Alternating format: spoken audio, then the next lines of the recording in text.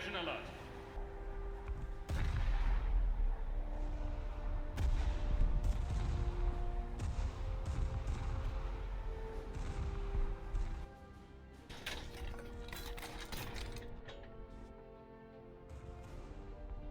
When it comes to Rodney, I have mixed feelings. On one hand, she's a ship of a very unique design, made only to circumvent the limitations of Washington Naval Treaty, basically making a smaller version of G3 battlecruiser class. One of the big seven, the 7 battleships that were allowed to be made after the First World War with the caliber over 400mm, a design that even on a drawing board was looking weird.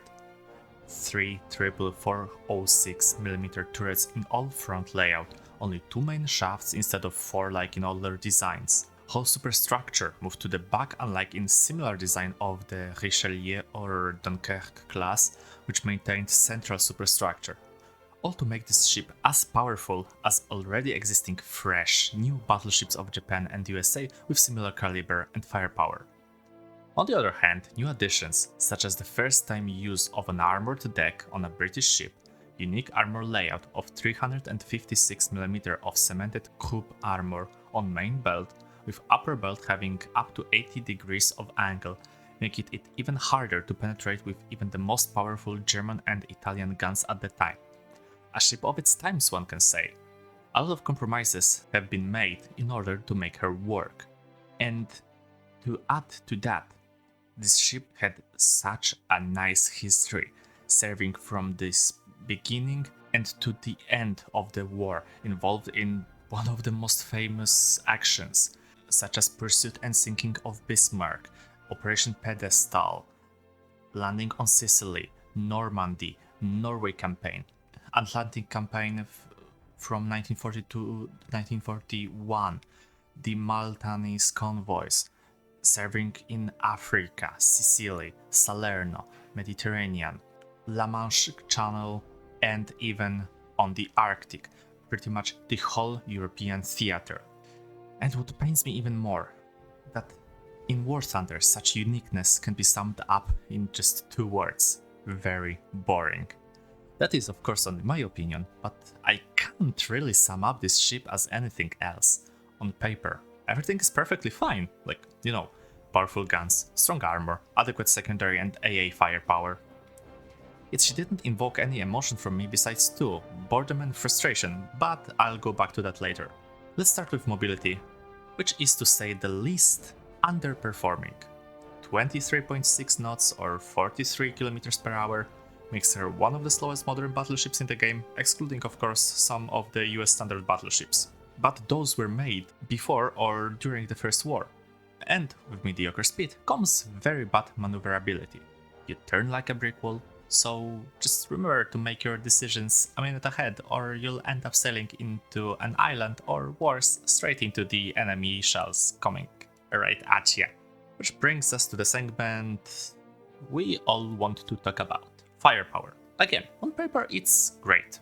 Fast slowing rate of turrets, 9 406mm guns with potent AP shells that allows you to fight anything you'll face and come out victorious. Yeah, about that. Let's start with the obvious. So in most fights, you'll be able to use only 2 of the 3 turrets due to bad angle of turret X, which can be used only when hard angling your ship.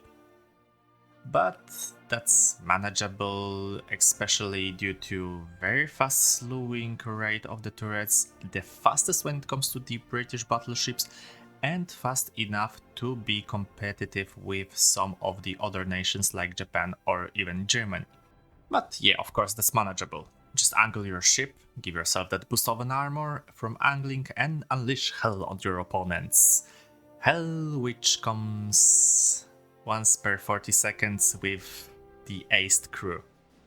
And if you're like me and don't have an expert crew and or put any points into reload, you get a base reload of 52 or maybe slightly less than that, get those magazines sunk and you get 80 to 90 seconds of reload.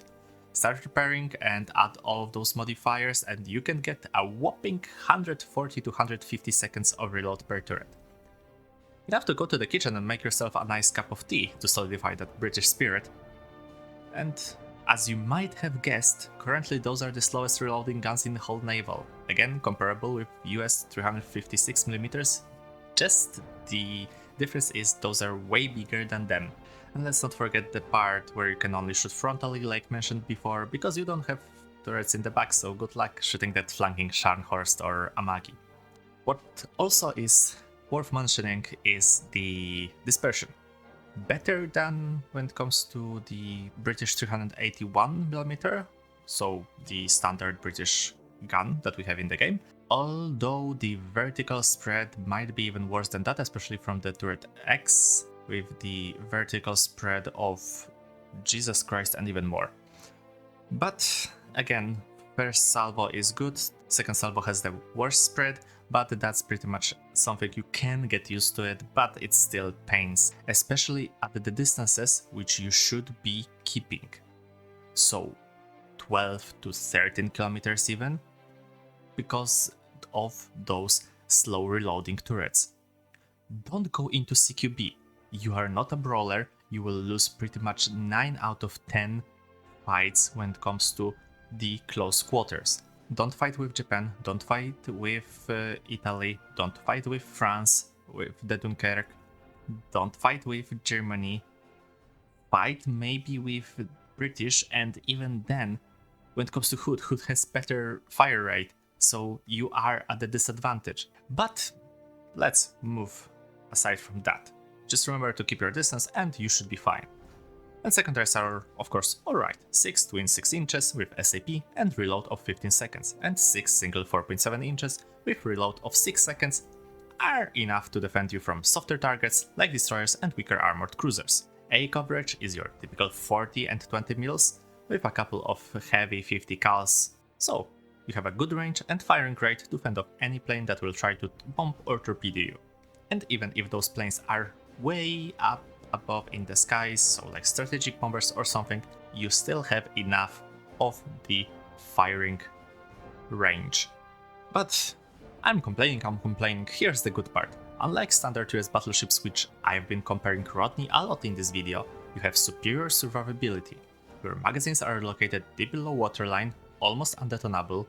Your shell rooms are also well protected, so don't worry about them being detonated also. Crew sits in good armored compartments, which are usually penetrable only from broadside, which you mostly don't show.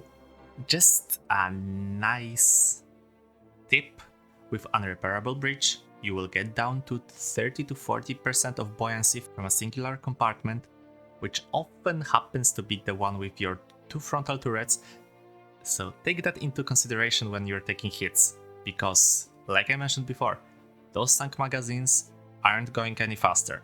So why is Rodney boring? Because for me she's a ship that doesn't require input.